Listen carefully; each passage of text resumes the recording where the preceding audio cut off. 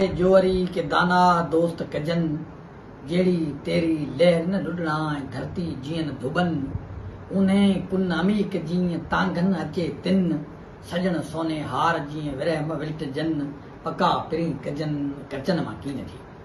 अस्सलाम वालेकुम दोस्तो, असीं अॼु असांजे इंतहाई माना ते ऐं मोहसन दोस्त सिंध जे तमामु सीनियर ऐं क्लासिकल सदारंगी तमामु वॾे नाले हज़ारे गीत सिंधी आवाम खे ॾियण वारे सीनियर उस्ताद अलहदीन जुनेजा साहब सां संस तबीयत पुछण आयासीं। अल्हम्दुलिल्लाह उस्ताद अलहदीन जुनेजो बिल्कुलु सेहतमंद आहे ऐं हाणे हिकिड़े नए अंदाज़ सां वरी सिंध में दोस्तनि सां गॾु हूंदो ऐं इंशाअल्लाह कचहरियूं कंदो। ऐं उस्ताद अलानू बिल्कुलु अॼु बि रुहानी तौर ते जिस्मानी तौर ते जवान आहे ऐं उस्ताद अलानू यकीन लखें दिलनि जी धड़कन आहे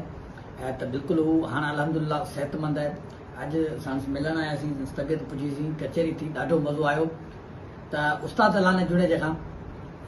हिकु नंढी गीत ॿुधूं था।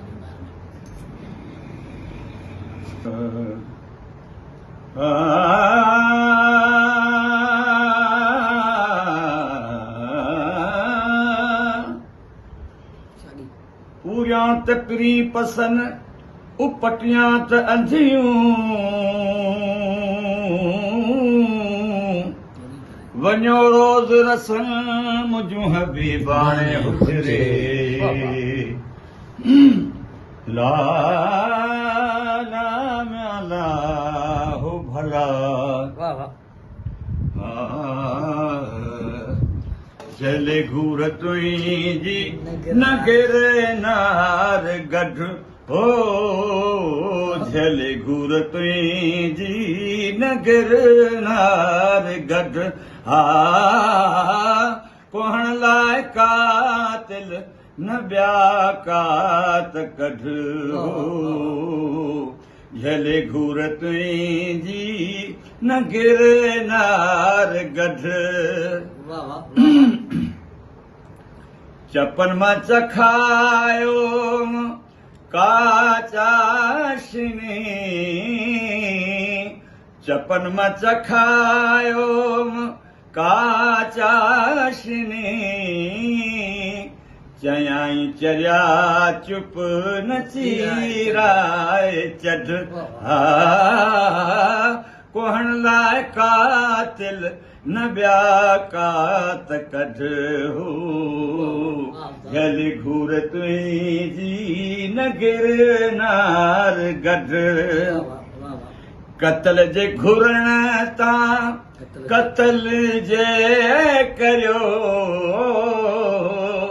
हा कतल जे घुरण तां कतल जे करियो तना कारण आहे वेही पाण वध हो तना कारण आहे वेही पाण वध हा कोहण लाइ कातिल न ॿिया कात कढ हो झले घूर तुंहिंजी नगर नार गढ़ अहद साण अहमद कढी मीम मिल अहद साण अहमद कढी मीम मिल ॾिसां कोन ॾेह में ॿियो दातार ॾठ हो ॾिसां कोन ॾेह में को दातार ॾठ हा कोहण लाइ कातिल न कात कढ।